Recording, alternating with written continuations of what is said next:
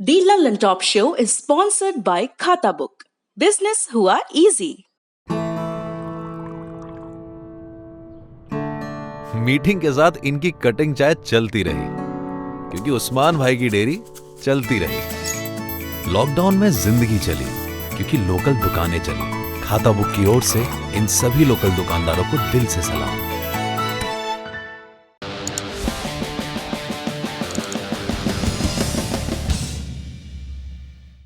नमस्कार, सौरभ द्विवेदी नाम है हमारा और आप देखना शुरू कर चुके हैं the London top show. Prashant Bhushan को सर्वोच्च न्यायालय की अवमानना का दोषी पाया गया। आज सजा पर बहस हुई पर सजा नहीं हुई और सजा के न होने ने ही इस मामले को और दिलचस्प बना दिया है। अटॉर्नी जनरल के वेणुगोपाल ने अदालत से कहा कि भूषण को सजा न दी जाए। अदालत ने कहा कि ऐसा तभी होगा जब भूषण अपने बयान पर पुनर्विचार करें और भूषण ने कह दिया कि उनकी राय नहीं बदलने वाली। इस दिलचस्प बहस के बारे में आपको विस्तार से बताएंगे क्योंकि इस पर सुप्रीम कोर्ट की जो सम्मति आएगी वो आने वाले कई दशकों तक उदाहरण बन जाएगी। इसलिए नागरिक के तौर पर आपको इस बहस के बारे में जानना बहुत जरूरी है। पर शो में सबसे पहले दिन का वीडियो।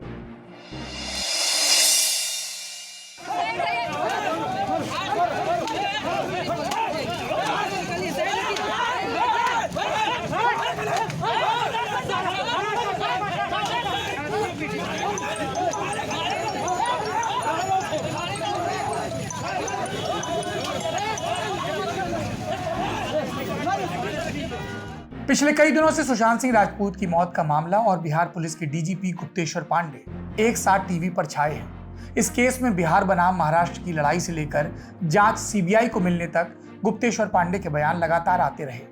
इस वीडियो में दिख रही पुलिस उन्हीं की पुलिस है, छात्रों पर लाठियां भांजती हुई। ये छात्र बिहार लोक सेवा आयोग या बीपीएससी, इसका शॉर्ट फॉर्म, बेली रोड के पास 19 अगस्त को सिविल इंजीनियरिंग की मुख्य परीक्षा का रिजल्ट घोषित करने की मांग कर रहे थे। तभी ये लाठियां चटकी। रिपोर्ट के मुताबिक आधा दर्जन से ज्यादा छात्र इसमें घायल हुए। कई छात्रों के अलावा यूथ कांग्रेस के प्रदेश अध्यक्ष गुंजन पटेल समेत कई नेताओं को हिरासत में भी लिया गया। शॉर्ट में इसका बैकग्राउंड समझ लीजिए। मार्च 2017 में 1284 असिस्टेंट इंजीनियर सिविल पदों के लिए वैकेंसी निकाली गई। 15 सितंबर 2018 को इसकी प्रीलिम्स की परीक्षा हुई जिसके कुछ सवालों पर विवाद हुआ। बीपीएससी के जवाबों को गलत बताते हुए कुछ अभ्यर्थी पटना हाईकोर्ट गए। हाईकोर्ट की सिंगल बेंच ने बीपीएससी से एक्सपर्ट कमेटी बनाकर इन सवालों की जांच करने का आदेश दिया। साथ ही ये भी कहा कि अगर इन अभ्यर्थियों का दावा सही निकलता है तो इनकी अलग से मुख्य परीक्षा ली जाए। इसी दौरान यानी 27 से 31 मार्च 2019 के बीच मुख्य परीक्षा आयोजित हुई। मुख्य परीक्षा के बाद 21 मई 2019 को बीपीएससी पटना हाईकोर्ट की सिंगल बेंच के जजमेंट के खिलाफ डबल बेंच में जाता है और तब से ये मामला अटका पड़ा है। मुख्य परीक्षा का रिजल्ट अटका है। ललन टॉप अपनी खास सीरीज रंगरूट में छात्रों और रोजगार की समस्याओं को उठाता है। देश की परीक्षा व्यवस्था की हालत का ये एक और उदाहरण है। अब सरकार ने केंद्रीय सरकार की नौकरियों के लिए नेशनल रिक्रूटमेंट एजेंसी बनाई है, तो ये पूछा जा रहा है कि पहले से काम कर रही एजेंसियों के जो परिणाम लटके हैं उनका क्या होगा। और रही बात गुप्तेश्वर पांडे की, वो पुलिस के काम के लिए जवाबदेह है, पर एक काम पर उनकी तारीफ भी। बीते दिन उन्होंने रिया चक्रवर्ती के संबंध में औकात वाला बयान दिया था। जब उन्हें इस बात का एहसास हुआ कि उनका बयान संवैधानिक मर्यादा या एक अधिकारी की मर्यादा के खिलाफ है तो उन्होंने सार्वजनिक रूप से इस बयान के लिए खेद जताया। एक पुलिस के मुखिया से हम इसी तरह के गरिमापूर्ण व्यवहार की उम्मीद करते हैं। अब बढ़ते हैं दिन की सुर्खियों की तरफ। पिछले 24 घंटे में कोरोना वायरस संक्रमण के 69,652 मामले सामने आए और 977 लोगों की मौत हुई। अब तक कोरोना के कुल मामले बढ़कर 28,36,926 हो चुके हैं। एक्टिव मामलों की संख्या है 6,86,395। ठीक हुए मरीजों की संख्या 20,96,665। अब तक कुल 53,886 लोगों की मौत भी हो चुकी है। और आईसीएमआर ने बताया कि 19 अगस्त के रोज कुल 9,18,470 सैंपल टेस्ट किए गए। यानी आईसीएमआर ने जो 10 लाख का लक्ष्य रखा है, धीमे धीमे देश उसके करीब पहुंच रहा है। लेकिन देश 70,000 रोजाना के आसपास पहुंच चुके संक्रमण के भी करीब है। और इन आंकड़ों के बीच केंद्र सरकार के एक मंत्री कोरोना पॉजिटिव पाए गए। केंद्रीय जल शक्ति मंत्री गजेंद्र सिंह शेखावत ने ट्वीट कर जानकारी दी कि वो कोरोना पॉजिटिव हैं और अस्पताल में भर्ती होने जा रहे हैं। उन्होंने कहा कि जो लोग उनके संपर्क में आए हैं वो खुद को आइसोलेट करें, अपनी जांच करवाएं। दिल्ली के स्वास्थ्य मंत्री सत्येंद्र जैन ने कहा कि दिल्ली में हुए ताजा सीरो सर्वे में 29.1% लोगों में कोविड-19 एंटीबॉडी पाए गए। सत्येंद्र जैन ने बताया कि 11 जिलों में 15,000 लोगों के सैंपल लिए गए थे। बताया गया कि सीरो सर्वे में 28.3% पुरुषों और 32.2% महिलाओं में एंटीबॉडी पाए गए। 60 लाख लोगों में एंटीबॉडी बन गई है। इससे पहले एक और सीरो सर्वे हुआ था, पहला सीरो सर्वे, जिसमें 23.48% लोगों में एंटीबॉडी पाए गए थे। ये कोरोना से जुड़े अपडेट थे। हम उम्मीद करते हैं कि गजेंद्र सिंह शेखावत जल्द स्वस्थ हो।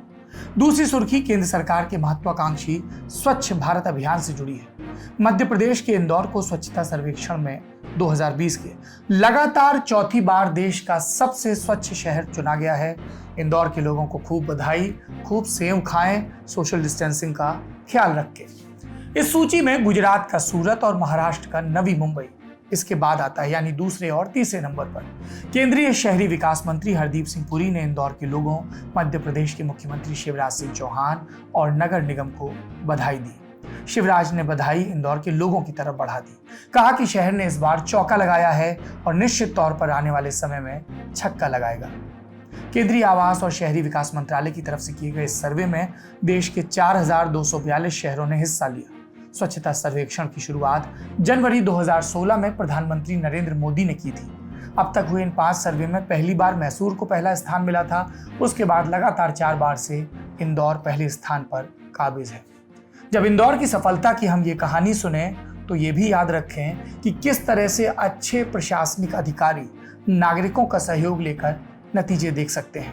हम याद करें इस वक्त इंदौर के कलेक्टर और शुरुआत के दौर में इंदौर की नगर निगम के मुखिया रहे IAS अफसर मनीष सिंह के प्रयासों को। तीसरी सुर्खी जम्मू कश्मीर से है। यहाँ पिछले 2 दिनों में 2 अलग अलग मुठभेड़ में 5 आतंकवादियों को सुरक्षा बलों ने मार गिराया। 19 अगस्त की देर रात को पौड़ा जिले के हंदवाड़ा में हुए मुठभेड़ में 2 आतंकवादी मारे गए, जिनमें से एक लश्कर का कमांडर नसीरुद्दीन लोन बताया गया है। बड़ी मात्रा में घटना स्थल से हथियार भी बरामद हुए हैं। पुलिस रिकॉर्ड्स के मुताबिक 18 अप्रैल और 4 मई को हुई कुल 6 CRPF जवानों की हत्या के पीछे इस शख्स का, इस आतंकवादी का हाथ था। इससे पहले बारामूला में 3 आतंकवादियों को मार गिराया गया। जम्मू कश्मीर के DGP दिलबाग सिंह ने बताया कि मारे गए इन तीनों लोगों में उत्तरी कश्मीर में लश्कर का बड़ा कमांडर सज्जाद हैदर, उसका पाकिस्तान का साथी उस्मान और एक स्थानीय सहायक अनैतुल्ला शामिल है। इस ऑपरेशन में सेना के 2 जवान शहीद भी हुए थे। चौथी सुर्खी 19 अगस्त को सुशांत सिंह राजपूत की मौत के मामले में सुप्रीम कोर्ट ने CBI जांच को मंजूरी दी थी। रिपोर्ट के मुताबिक CBI ने जांच शुरू कर दी है और पहले चरण में 6 लोगों के बयान दर्ज किए हैं। इस बीच प्रतिक्रियाओं का दौर जारी है। ये तो हम जानते ही हैं कि इस मसले को लेकर बिहार और महाराष्ट्र की पुलिस के बीच टकराव हुआ और दोनों तरफ के राजनेताओं ने बयान दिए। अब बयान आया है महाराष्ट्र की सरकार में हिस्सेदार NCP के मुखिया शरद पवार का। उन्होंने 20 अगस्त को ट्वीट कर कहा कि मुझे यकीन है कि महाराष्ट्र सरकार सुप्रीम कोर्ट के फैसले का सम्मान करेगी और CBI का सहयोग करेगी। पवार ने यह भी कहा कि मुझे आशा है कि इस जांच का परिणाम नरेंद्र दाभोलकर की हत्या की जांच जैसा न हो। 2014 में CBI द्वारा शुरू की गई दाभोलकर हत्या की जांच का अभी तक कोई भी हल नहीं निकल पाया है। इसी से मिलती जुलती बात दाभोलकर के बेटे हामिद दाभोलकर ने भी कही। अंधविश्वास और पाखंड से जुड़ी गतिविधियों के विरोधी 67 वर्षीय नरेंद्र दाभोलकर की 20 अगस्त 2013 को पुणे में गोली मारकर हत्या कर दी गई थी। इसके अलावा सुशांत केस में मनी लॉन्ड्रिंग के मामले की जांच भी चल रही है। इसमें ईडी ने आज 20 अगस्त को डायरेक्टर रूमी जाफरी से पूछताछ की। रूमी जाफरी सुशांत सिंह राजपूत और रिया चक्रवर्ती को लेकर फिल्म बनाने वाले थे। इससे पहले रूमी जाफरी ने ईडी को बताया था कि इस फिल्म के लिए सुशांत को 15 करोड़ रुपए ऑफर किए गए थे। अगली सुर्खी भारतीय क्रिकेट टीम के पूर्व कप्तान महेंद्र सिंह धोनी से जुड़ी है। 15 अगस्त को अचानक इंस्टाग्राम पर रिटायरमेंट की घोषणा के बाद धोनी को प्रधानमंत्री नरेंद्र मोदी ने पत्र लिखा है। इस पत्र को आज 20 अगस्त को धोनी ने अपने ट्विटर हैंडल पर शेयर किया। धोनी ने लिखा, एक कलाकार, सैनिक और खिलाड़ी चाहता है कि उनके कठिन परिश्रम पर सबका ध्यान जाए। प्रधानमंत्री नरेंद्र मोदी, प्रशंसा और शुभकामनाओं के लिए धन्यवाद। पत्र में प्रधानमंत्री मोदी ने 2011 के वर्ल्ड कप फाइनल का जिक्र करते हुए कहा कि महेंद्र सिंह धोनी का नाम सिर्फ आपके करियर के आंकड़ों और जिताऊ रोल के लिए याद नहीं रखा जाएगा। आपको सिर्फ एक खिलाड़ी के तौर पर देखना अन्याय होगा। आपके प्रभाव का आकलन करना अपने आप में एक घटना है। उन्होंने कहा कि आपका शेयर किया वीडियो पूरे देश के लिए चर्चा का विषय बन गया। 130 करोड़ भारतीय निराश हुए, लेकिन आपने जो भारतीय क्रिकेट के लिए किया उसके लिए वो आपके आभारी हैं। और इस मौके पर मैं भी लल्लन टॉप की तरफ से यही बात कहना चाहूँगा। हमसे अक्सर पूछा जाता है कि लल्लन टॉप का मतलब क्या है। हम उदाहरण देकर समझाने की कोशिश करते हैं और हमें महेंद्र सिंह धोनी से बेहतर उदाहरण नहीं दिखता। बिल्कुल मॉडेस्ट बैकग्राउंड से आया, अपनी प्रतिभा के दम पर आगे बढ़ा, अपनी स्किन में पूरी तरह से कंफर्टेबल। यही है लल्लन टॉप, जो देसी भी है और अपने क्राफ्ट में बेस्ट भी है। महेंद्र सिंह धोनी पूरे देश की तरह हमारे लिए भी प्रेरणा के स्रोत है। अगली सुर्खी, एक छोटा सा अपडेट। राम जन्मभूमि तीर्थ क्षेत्र ट्रस्ट की तरफ से जानकारी दी गई है कि अयोध्या में राम मंदिर का निर्माण शुरू हो गया है। साइट पर इंजीनियर मिट्टी की जांच कर रहे हैं। बताया गया कि निर्माण कार्य 36 से लेकर 40 महीने के बीच पूरा होगा। ट्रस्ट की तरफ से कहा गया कि मंदिर निर्माण में लोहे का इस्तेमाल नहीं होगा। 5 अगस्त को प्रधानमंत्री नरेंद्र मोदी अयोध्या में राम मंदिर के भूमि पूजन कार्यक्रम में शामिल हुए थे। ये उसके बाद का अपडेट है। आखिरी सुर्खी है पंडित जसराज से जुड़ी। संगीत मार्तंड, शास्त्रीय गायन के क्षेत्र में एक लेजेंड। 20 अगस्त को पंडित जसराज का मुंबई के पवन हंस शवदाह में राजकीय सम्मान के साथ अंतिम संस्कार हुआ। इससे पहले अंतिम दर्शन के लिए उनका शव रखा गया, जिसमें उनकी बेटी दुर्गा जसराज, बेटे शारंग देव समेत तमाम लोग शामिल हुए। पद्मश्री, पद्म भूषण और पद्म विभूषण से सम्मानित 90 वर्षीय पंडित जसराज का 17 अगस्त को अमेरिका के न्यू जर्सी में कार्डियक अरेस्ट के चलते निधन हो गया था। 28 जनवरी 1930 को हरियाणा के हिसार में जन्मे पंडित जसराज ऐसे परिवार से ताल्लुक रखते थे जो 4 पीढ़ियों से शास्त्रीय संगीत की परंपरा से जुड़ा हुआ था। ख्याल शैली की गायकी पंडित जसराज की विशेषता रही। उनके पिता पंडित मोतीराम मेवाती घराने से थे। हम उन्हें श्रद्धांजलि अर्पित करते हैं। यदि आप पंडित जसराज को श्रद्धांजलि देना चाहते हैं तो 2 तरीके हैं। एक, सुनीता बुद्धिराजा ने उन पर किताब लिखी है, रसराज पंडित जसराज, जरूर पढ़ें। दूसरा, पंडित जसराज के गाए भजनों को जरूर सुनें। आपको एक अलग किस्म की रूहानियत का, शक्ति का एहसास होगा। अब बढ़ते हैं दिन की बड़ी खबर की तरफ। विरोध प्रदर्शन की ये तस्वीरें बेंगलुरु की हैं। तस्वीरें इस मायने में नायाब हैं कि विरोध देश की सर्वोच्च अदालत के एक फैसले का हो रहा है। इस बात को यूं भी कहा जा सकता है कि सुप्रीम कोर्ट ने जिस आदमी को दोषी माना उसके समर्थन में ये प्रदर्शन हो रहे हैं। प्रदर्शन करने वाले इंडियन एसोसिएशन ऑफ लॉयर्स और ऑल इंडिया लॉयर्स एसोसिएशन से जुड़े वकील हैं। कुछ ऐसा ही सीन सुप्रीम कोर्ट के बाहर भी दिखा। ऐसा विरले ही होता है कि सुप्रीम कोर्ट के किसी फैसले का लीगल कम्युनिटी के लोग ही विरोध करें। आप खुद से पूछिए, आपने एक आखिरी दफा ऐसा कब देखा था? तो सुप्रीम कोर्ट में ऐसा क्या हो गया और इसके निहितार्थ क्या है? दरअसल महीने भर से देश के सुप्रीम कोर्ट में एक अहम केस चल रहा है और ये अब एक केस से ज्यादा एक बड़ी बहस में तब्दील हो गया है, जिसमें न्यायपालिका और राजनीतिक पार्टियों से जुड़े लोग 2 धड़ों में बंट गए हैं। केस प्राथमिकता के तौर पर बुनियादी तौर पर इतना है कि 2 ट्वीट किए गए जिनका सुप्रीम कोर्ट ने संज्ञान लिया, उनको अवमानना माना। ट्वीट लिखने वाले वकील प्रशांत भूषण के खिलाफ कंटेम्प्ट ऑफ कोर्ट यानी कोर्ट की अवमानना का मामला चला, उन्हें दोषी करार दिया गया। आज उनकी सजा पर बहस हुई, पर बात सिर्फ इतनी नहीं है। बहस इस बात पर भी शुरू हो गई कि क्या एक आधुनिक लोकतंत्र में सिर्फ 2 ट्वीट से सुप्रीम कोर्ट की अवमानना हो सकती है?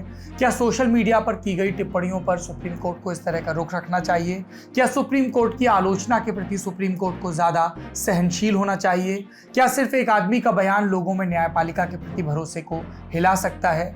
इसमें एक पक्ष सुप्रीम कोर्ट के फैसले को सही मान रहा है, दूसरा इस पर सवाल उठा रहा है। जो सवाल उठा रहे हैं उनमें सुप्रीम कोर्ट के 3 रिटायर्ड जज भी हैं। ये मामला सिर्फ एक केस और एक फैसले का नहीं है, बल्कि कोर्ट की अवमानना, अभिव्यक्ति का अधिकार, इन दोनों के बीच एक लाइन खींचने का है। इसलिए इस मामले में सुप्रीम कोर्ट के फैसले का असर दूर तक होगा। और आपको इस लिहाज से ये पूरी डिबेट समझनी चाहिए कि सुप्रीम कोर्ट के जजों पर या कोर्ट के फैसलों पर किस तरह की बयानबाजी आप कर सकते हैं और किस तरह की नहीं कर सकते। आज सुप्रीम कोर्ट ने प्रशांत भूषण को सजा देने पर क्या टिप्पणियां की उस पर भी आएंगे, लेकिन पहले पूरा मसला स्टेप बाय स्टेप समझ लेते हैं। देश के मशहूर वकील हैं प्रशांत भूषण। सुप्रीम कोर्ट में लगभग 30 साल से केस लड़ रहे हैं। इनके पिता शांति भूषण जनता पार्टी की सरकार के दौरान देश के कानून मंत्री भी रहे।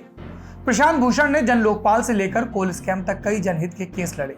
कानून की समझ को लेकर प्रशांत भूषण की परिपक्वता पर सवाल नहीं उठाए जा सकते। उनकी सियासत पर आपकी अपनी राय जरूर हो सकती है। इन्हीं प्रशांत भूषण ने 27 जून और 29 जून को 2 ट्वीट किए। एक ट्वीट में उन्होंने सुपर बाइक पर बैठे सुप्रीम कोर्ट के मौजूदा चीफ जस्टिस की तस्वीर ट्वीट कर लॉकडाउन में कोर्ट बंद करने पर टिप्पणी की और दूसरे ट्वीट में उन्होंने देश के 4 पूर्व मुख्य न्यायाधीशों पर लोकतंत्र से संबंधी, उसको खराब करने से संबंधी संगीन इल्जाम लगाए। इसी तरह का एक बयान प्रशांत भूषण ने 2009 में भी दिया था, जिसमें उन्होंने सुप्रीम कोर्ट के 16 पूर्व जजों को भ्रष्ट बताया था। इस मामले में भी सुप्रीम कोर्ट में प्रशांत भूषण के खिलाफ कोर्ट की अवमानना का केस दर्ज कराया गया था। अब सुप्रीम कोर्ट ने 2009 वाले मामले और जून वाले दोनों ट्वीट्स का स्वतः संज्ञान यानी सो मोटो लेकर कोर्ट की अवमानना की कार्रवाई शुरू कर दी। केस की सुनवाई के लिए बेंच बनी। 3 जजों की बेंच में justice Arun Mishra, justice BR Gavai और जस्टिस कृष्ण मुरारी है। अगस्त के पहले हफ्ते में सुनवाई हुई और फिर 14 अगस्त को सुप्रीम कोर्ट ने इस मामले में प्रशांत भूषण को दोषी पाया। अपने फैसले में सुप्रीम कोर्ट ने माना कि इसमें कोई शक नहीं कि इन ट्वीट्स ने न्यायपालिका पर लोगों के भरोसे को चोट पहुंचाई है। इन ट्वीट्स के जरिए सुप्रीम कोर्ट की प्रतिष्ठा को ठेस पहुंची है। चीफ जस्टिस पर ट्वीट को लेकर सुनवाई कर रही बेंच ने कहा कि ये ट्वीट उनके लिए व्यक्तिगत नहीं था, बल्कि देश की सर्वोच्च अदालत के मुखिया पर कमेंट था। प्रशांत भूषण के ट्वीट में चीफ जस्टिस को लेकर जो 2 बातें थी वो तथ्यात्मक रूप से गलत पाई गई। एक तो बाइक पर हेलमेट पहनने को लेकर और दूसरी सुप्रीम कोर्ट के लॉकडाउन को लेकर। प्रशांत भूषण की बात गलत साबित करते हुए सुप्रीम कोर्ट ने कहा कि 23 मार्च से लेकर 4 अगस्त के बीच सुप्रीम कोर्ट की अलग अलग बेंचों ने 17,748 मामलों पर सुनवाई की, तो फिर कोर्ट के लॉकडाउन की बात क्यों लिखी गई? कोर्ट ने माना कि प्रशांत भूषण ने मिथ्या आरोप लगाए हैं और ये कोर्ट को स्कैंडलाइज करने का मामला है। ये भी कहते हुए कोर्ट ने प्रशांत भूषण को 14 अगस्त को न्यायालय की अवमानना का दोषी पाया और 20 अगस्त की तारीख सजा के लिए मुकर्रर की कि वो तथ्यात्मक रूप से गलत हैं और उन्होंने सुप्रीम कोर्ट की प्रतिष्ठा को नुकसान पहुंचाया। लेकिन इसके बाद से सुप्रीम कोर्ट के फैसले का विरोध होना शुरू हो गया। कई नामी वकीलों के साथ सुप्रीम कोर्ट के पूर्व जजों ने इस पर सवाल उठाए। मसलन सुप्रीम कोर्ट के रिटायर्ड जस्टिस कुरियन जोसेफ ने बुधवार को एक बयान जारी कर कहा कि इस मामले को कोर्ट की संविधान पीठ को सौंप देना चाहिए। जस्टिस कुरियन का तर्क था कि संविधान के अनुच्छेद 145 के भाग 3 के मुताबिक संविधान की व्याख्या से जुड़े किसी भी मामले की सुनवाई के लिए कम से कम 5 जजों का कोरम होना चाहिए। स्वतः संज्ञान लिए गए अवमानना के दोनों ही मामलों में बुनियादी मसला संविधान की व्याख्या से जुड़ा है, जिसका असर मूल अधिकारों पर पड़ता है। इसलिए इस मामले की सुनवाई संविधान पीठ को करनी चाहिए। जस्टिस कुरियन जोसेफ ने एक मसला यह भी उठाया कि सुप्रीम कोर्ट के स्वतः संज्ञान यानी सू मोटो के केस में क्या इंट्रा कोर्ट अपील का हक नहीं होना चाहिए, क्योंकि बाकी और मामलों में तो वादी को अपील का मौका मिलता है। इसके अलावा पूर्व चीफ जस्टिस RM लोढ़ा का भी बयान आया। उन्होंने कहा कि कोर्ट की गरिमा को नुकसान पहुंचाना और उसका अपमान करना मात्र घिसे पिटे शब्द नहीं है, इनके कई बहुत गहरे अर्थ हैं। इन अर्थों को समझने के लिए जरूरी है कि हमारे भीतर गहन समझ हो। इसके अलावा सुप्रीम कोर्ट के 400 बल्कि 450 से ज्यादा वकीलों ने सुप्रीम कोर्ट बार एसोसिएशन के अध्यक्ष को एक चिट्ठी लिखी। देश के कई राजनेताओं ने भी सुप्रीम कोर्ट को इस मामले में पत्र लिखे। देश के हिस्सों में प्रदर्शन हुए, वो भी हमने आपको दिखाए। इन सब के बाद आता है 20 अगस्त का दिन, यानी आज का दिन। आज प्रशांत भूषण की सजा पर कोर्ट में बहस होनी थी। प्रशांत भूषण के वकील राजीव धवन ने सुनवाई टालने के लिए अर्जी लगाई थी कि अभी पुनर्विचार याचिका दायर करनी है तो सुनवाई टालिए सजा पर। कोर्ट ने कहा सुनवाई नहीं टालेंगे, पुनर्विचार याचिका पर जब फैसला आएगा उसके बाद ही सजा लागू होगी। तो आज की सुनवाई में प्रशांत भूषण के वकील ने कोर्ट से क्या कहा, ये कि जब सुप्रीम कोर्ट के कई पूर्व जज भूषण का समर्थन कर रहे हैं, क्या कोर्ट उन पर भी मुकदमा चलाएगा? इस पर सुनवाई कर रहे जस्टिस मिश्र ने कहा कि आप हमारा मुंह न खुलवाइए, इस पर बहस मत करिए। सुप्रीम कोर्ट ने कहा कि धरती पर ऐसा कोई व्यक्ति नहीं जिससे गलती ना हुई हो। व्यक्ति को दिल से अपनी गलती का एहसास होना चाहिए। अदालत ने प्रशांत भूषण से कहा कि हम आपको 2-3 दिन का वक्त देते हैं, आप अपने स्टेटमेंट पर दोबारा विचार करें। प्रशांत भूषण ने दोबारा विचार करने से इनकार कर दिया, माफी मांगने से भी इनकार किया और कहा कि ये ट्वीट्स उनकी भावनाओं की अभिव्यक्ति थे। कोर्ट का कहना था कि अगर कोई 1000 अच्छे काम करता है तो उसे 10 गुनाह करने का लाइसेंस नहीं मिल जाता। प्रशांत भूषण ने महात्मा गांधी का बयान कोट करते हुए कहा इस बात पर कि न मुझे दया चाहिए न मैं इसकी मांग कर रहा हूं, कोर्ट जो सजा देगा मैं उसके लिए तैयार हूं। इसके बाद भी कोर्ट ने उनसे कहा कि आप 2-3 दिन में सोच कर बताएं। इस बीच दिलचस्प बात यह हुई कि केंद्र सरकार की तरफ से अटॉर्नी जनरल ने कहा कि सुप्रीम कोर्ट को भूषण को सजा न देने पर विचार करना चाहिए। इस पर सुप्रीम कोर्ट ने कहा कि आप बिना भूषण का बयान देखे ऐसी मांग कर रहे हैं। उनके बयान में तो आक्रामकता झलकती है। अब सुप्रीम कोर्ट ने इस मामले में प्रशांत भूषण को अपने बयान पर विचार करने के लिए 2-3 दिन दिए हैं। इसमें कोर्ट के फैसले का पक्ष लेने वाले कह रहे हैं कि कोर्ट को कमजोर नहीं देखना चाहिए और जजों की मंशा पर सवाल उठाने वालों के खिलाफ अवमानना की कार्रवाई होनी ही चाहिए। दूसरी तरफ प्रशांत भूषण के पक्ष वाले कह रहे हैं कि कोर्ट के पास अवमानना की ताकत जरूर है कि वो उसका संज्ञान ले, सजा दे, लेकिन आधुनिक लोकतंत्र में सिर्फ बयानबाजी के आधार पर किसी पर अवमानना का केस नहीं चलना चाहिए।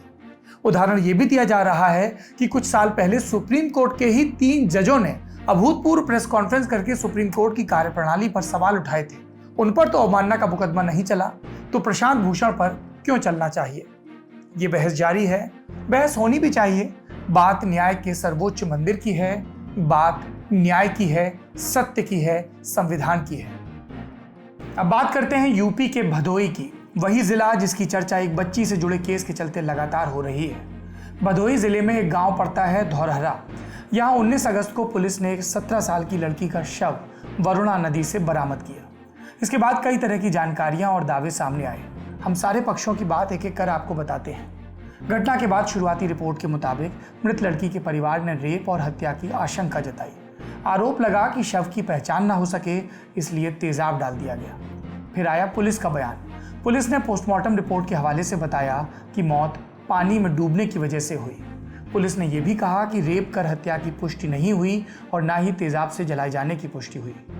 भदोही के एसपी रामबदन सिंह ने कहा कि पानी में शव पड़ा होने और डिग्रेडेशन की वजह से त्वचा का रंग बदल जाता है।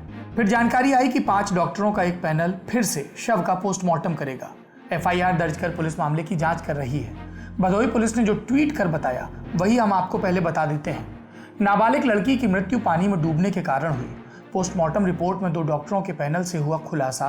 पोस्टमार्टम रिपोर्ट में मृत्यु पानी में डूबने से हुई है।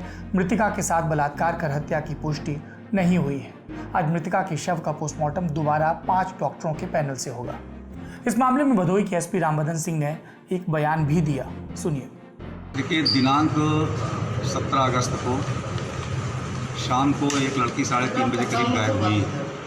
परिवार वाले हमारे कोतवाली भदोही में आए। तुरंत इनका मुकदमा अपराध संख्या 198/2020 363 IPC पे पंजीकृत कर दिया गया और फिर फोर्स पूरा गया वहाँ पर मौके पे। घर वालों को लेकर के पूरी उसकी खोज हुई। रात 12 बजे तक खोज हुई। अगले दिन फिर सवेरे से और 2 बजे दिन तक खोज हुई। लड़की का कोई पता नहीं लगा। कल जब डेड बॉडी मिली तो मैं भी मौके पर गया था और फिर उसका पोस्टमार्टम कराया गया। घर वालों ने जिन व्यक्तियों का नाम लिया था उनको हिरासत में लिया गया, उनसे पूछताछ की जा रही है। रात में इसका पोस्टमार्टम हुआ। पोस्टमार्टम में जो रिपोर्ट आई उसमें आया कि इस बच्ची की मृत्यु पानी में डूबने से हुई है और रेप करने की कोई पुष्टि नहीं हुई है। ये रिपोर्ट देखने के बाद मुझे लगा कि शायद लोग इस पर डाउट करेंगे, तो मैंने डेड बॉडी को रोका जो डिस्पोजल के लिए जा रही थी और आज हम उस डेड बॉडी का फिर से पोस्टमार्टम 5 डॉक्टरों के चैनल से करवाएंगे ताकि सारी स्थिति क्लियर हो जाए और किसी को कोई शक न रह जाए। सर, जो बॉडी जली हुई प्रतीत हो रही थी उसके पीछे क्या चीज़ें निकल के आ रही हैं, क्यों ऐसी बॉडी लग रही है? उसका मैंने सीएमओ से बात किया था और उन्होंने डॉक्टरों से भी बात किया था रात में ही। तो उन्होंने कहा कि ये बॉडी क्योंकि पानी में पड़ी हुई थी इसलिए डिग्रेडेशन से इस तरह से त्वचा का कलर हो जाता है। बताया गया कि नाबालिग लड़की 17 अगस्त को मवेशी चराने गई थी और लापता हो गई।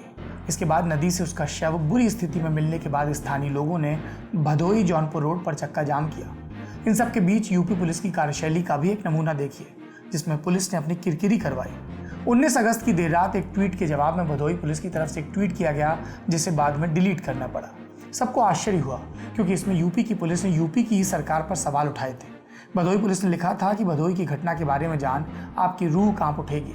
पहले महिला का बलात्कार किया गया, फिर हत्या की गई, फिर उसे तेजाब से नहलाया। क्या हम एक सभ्य समाज के रूप में पूरी तरह विफल हो चुके हैं? क्या हमें खुद को इंसान कहने का हक है? समाज जंगल का रूप ले रहा है और सरकारें मूक दर्शक बनी हुई हैं। असल में पत्रकार रोहिणी सिंह ने यह ट्वीट किया था। स्क्रीनशॉट चलने के बाद पुलिस ने सफाई दी कि रोहिणी सिंह को जवाब देते वक्त रोहिणी सिंह का ही ट्वीट गलती से कॉपी पेस्ट हो गया। पुलिस ने इसे मानवीय भूल बताया। पत्रकार रोहिणी ने इस पत्र लिखा कि महोदय, मानवीय भूल और संयोग उत्तर प्रदेश पुलिस से आजकल बहुत हो रहे हैं। कभी गाड़ियां पलट जाती हैं, कभी जिंदा व्यक्ति की हत्या के आरोप में लोग गिरफ्तार हो जाते हैं, तो कभी ट्वीट गलत पेस्ट हो जाते हैं। कृपया जनता की सेवा करें, मनोरंजन नहीं। यूपी से एक अपडेट और भी आया। एक दलित ग्राम प्रधान सत्यमेव जयते की हत्या के मामले में कांग्रेस के लोगों ने विरोध प्रदर्शन किया और पुलिस ने उनको रोका। इसमें कांग्रेस के कई नेता, महाराष्ट्र सरकार के मंत्री नितिन राउत समेत प्रदेश अध्यक्ष वगैरह भी पहुंचे। तो उत्तर प्रदेश में कानून व्यवस्था को लेकर लगातार सियासत है, घटनाएं सामने आ रही हैं, पुलिस अपना पक्ष रख रही है और नेता अपना। ललन टॉप शो में आज के लिए इतना ही। चलते चलते आपको कवि त्रिलोचन की एक छोटी सी कविता सुनाते हैं। आज उनका जन्मदिन है, उनकी स्मृति को सादर प्रणाम के साथ। क्या है ये कविता? दीवारें दीवारें दीवारें दीवारें चारों ओर खड़ी हैं, तुम चुपचाप खड़े हो, हाथ धरे छाती पर, मानो वहीं गड़े हो। मुक्ति चाहते हो तो आओ धक्के मारें और ढा दें, उद्यम करते कभी न हारें। उद्यम, ये कुंजी है, हमने बचपन से सुना है ना, उद्यमेन ही सिद्ध्यन्ति कार्याणि न मनोरथे। अपना और अपनों का ख्याल रखिए, उद्यम की महत्ता बरकरार रखिए। शुभ रात्रि।